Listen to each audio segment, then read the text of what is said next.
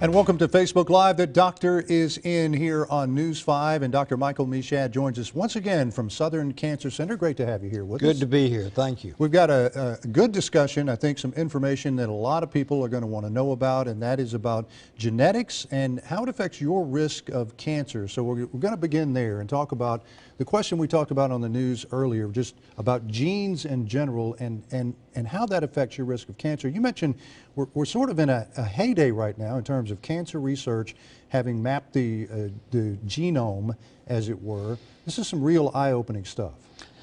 The genes are basically the recipe book for your body, and we've finally been able to read this recipe book.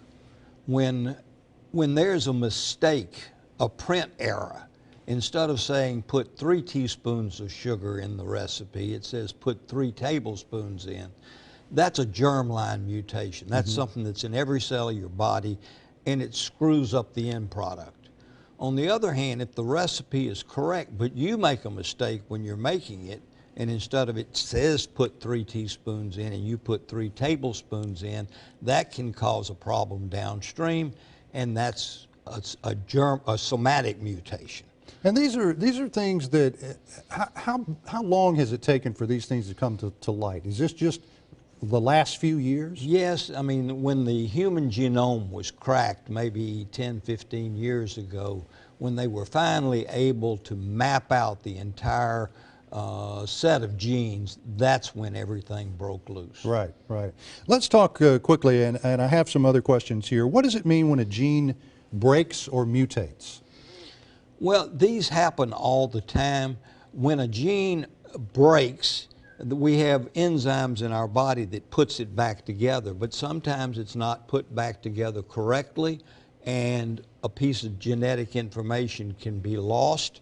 This was one of the first genetic problems ever defined and treated. It was chronic myelogenous leukemia, and it was the Philadelphia chromosome, which was a break and then a reattachment with a loss of genetic material.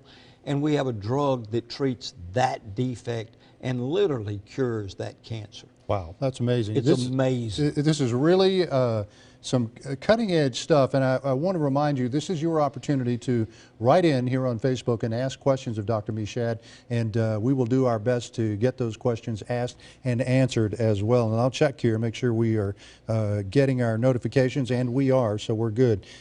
So continue watching here. Now, when you talk about those mutations, are they necessarily passed down from one generation to the next, the inherited, as it were? If it is a germline mutation, something that's present in every cell in your body, then when you either create an egg or a sperm, it can be in that and it can be passed on to your offspring. This is, we talked earlier in the program about the eye-opening results that genetics and the study of genetics have given in cancer research, and that is that in the past, if you had a woman who had breast cancer, for example, her mother may have had breast cancer, then the daughter certainly would be at a higher risk of breast cancer. But now you can really pinpoint just how high risk that is. In certain cases, there are genes that we can measure that code for breast cancer. And this follows with other cancers as well. If you're looking into the genetic makeup of a person, you can kind of hone in on that particular genetic. Is deficiency or I don't know what you call it. What would you call it? It's basically a gene abnormality. Right. And there's a variety of different genes that code for different diseases. There's the colon cancer gene, the hereditary non-polyposis colon cancer gene, where if you have it, then you have like maybe a 60% risk of having colon cancer. So there are a variety of different genes that we can measure, that we can find, that increase your risk for different cancers in different degrees. As I said, the most common one that most people know about nowadays is the BRCA gene that codes for breast and ovarian cancer.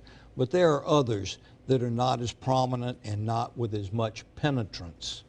Let's talk about prevention. And one of the things that this opens the door to is avoiding getting some of these types of cancers that you're able to essentially discover before it's discoverable, correct? Yes, if you, well, and this, if you carried the gene for alpha-1 antitrypsin, it means that if you smoke, your risk of getting severe lung disease or lung cancer is astronomical. If you don't smoke, it stays at the level of the normal population. Right. So if you knew you had that gene, hopefully you wouldn't smoke.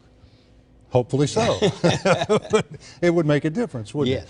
Yes. There are now drugs on the market or in development that can essentially treat some of these situations before they become cancerous, correct? You mean as far as prevention? Prevention, yes. No. Okay. Not that I'm aware of. Okay. So what do you do then? So if you have the gene for breast cancer, Right. you can either at some point have both your breasts and your ovaries removed, or if you're a young person who has that gene and you find out about it because your mother had breast cancer, she was tested, she has the gene, they check you for it and you've got it and you're 18 years old, what do? Well, you start screening early. Well, we're getting some good questions here. I'm going to ask this one, and totally out of left field for me anyway. What is C3 deficiency? I think it's a complement deficiency. I'm not familiar. It's not something I deal with. All right, James asked that question. Here's another one. If you and your wife are expecting, is there any prenatal genetic screening available?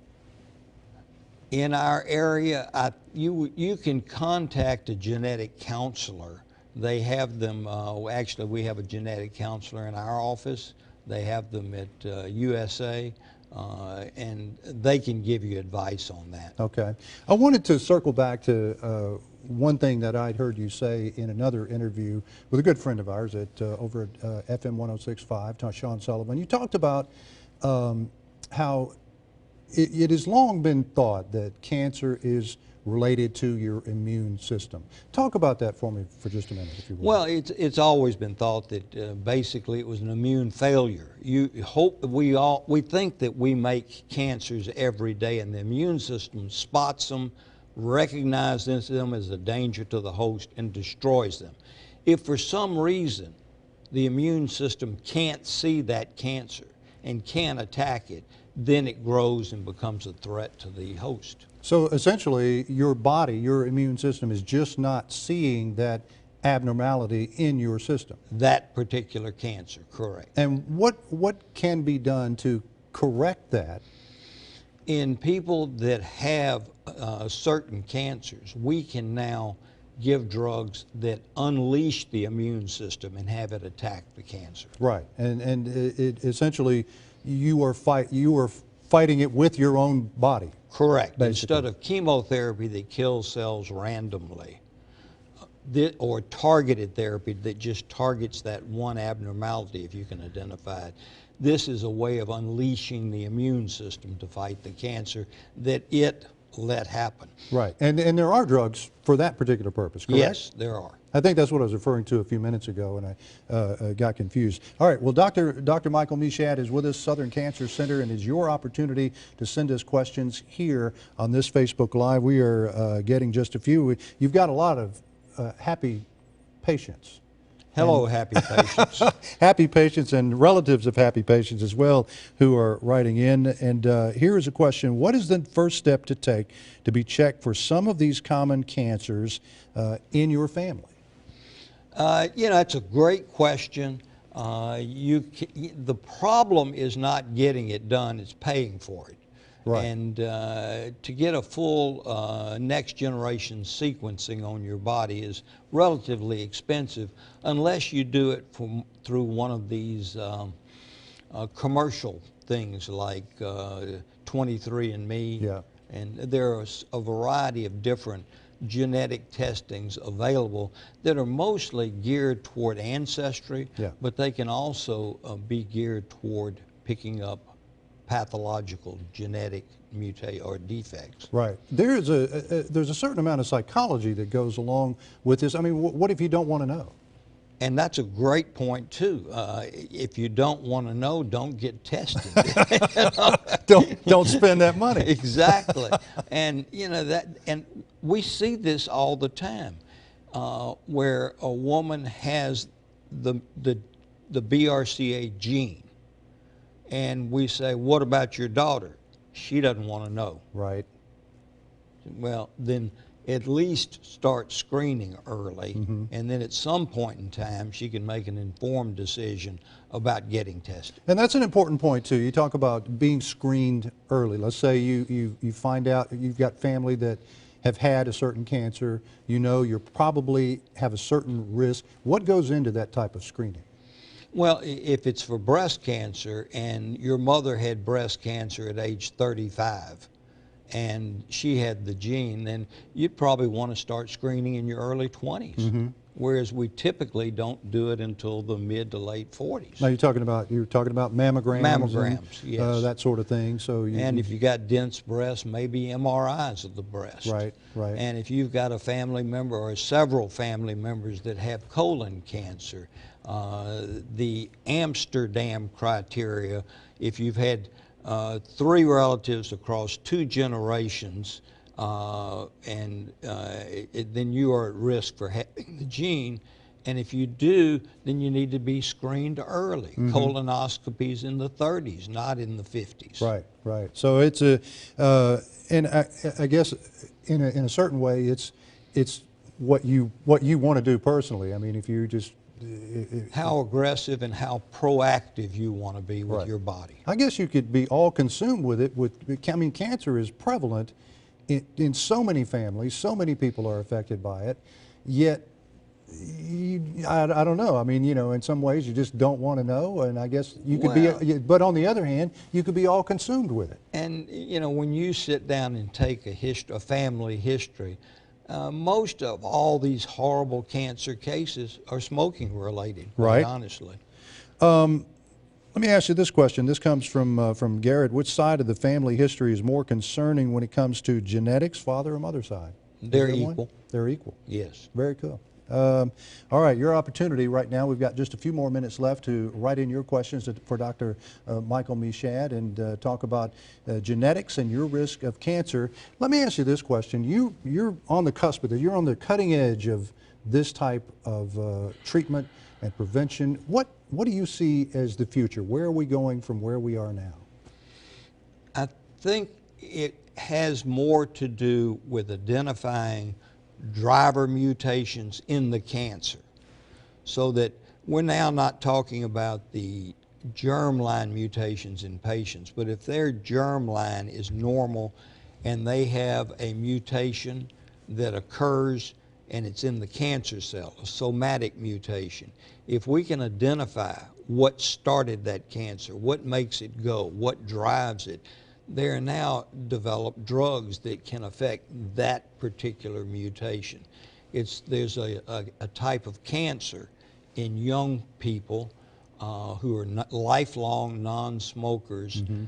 And it's called the ALK mutation. And we now have drugs that target that driver mutation and can stop the cancer. It doesn't cure it, but it can put it into prolonged remission. I mean, in the overall scope of things, that is exciting news, is it not? Oh, it's remarkable. And that's why we're testing more and more cancers for these mutations that we can target. I've got one question, a good question that has to do with immune deficiency. Let's say you talked about the immuno treatment for this type of thing. What about someone with an immune deficiency? They're at risk for different cancers. People with HIV, human immune deficiency syndrome, have a risk of certain type cancers, lymphomas, skin cancers, even lung cancers. Wow. Here's another good question from Linda. She has 3 generations of colon cancer, is screened regularly. So would you also recommend genetic testing for someone like her? Yes. Do it. That's a simple answer. Yes. Absolutely. Okay. If you've got 3 generations of colon cancer, then certainly that's Especially if they recommended. were at a young age. Right. Right. All right. So, You know, if they were 85 years old, I'm sorry, that's a natural aging type of immune deficiency. right. But you're talking maybe somebody less than 40, 50. Yeah, or even in the early 60s. Right. Okay, very good. Dr. Michael Meshad, our guest today, from the Doctor is In from Southern Cancer Center. And if you've got more questions, I'm sure they can find you at the Southern Cancer Center. Yes, correct? they can. Very good. Thank you, Dr. Meshad. We appreciate it. That is all for now. Join us next week for The Doctor is In.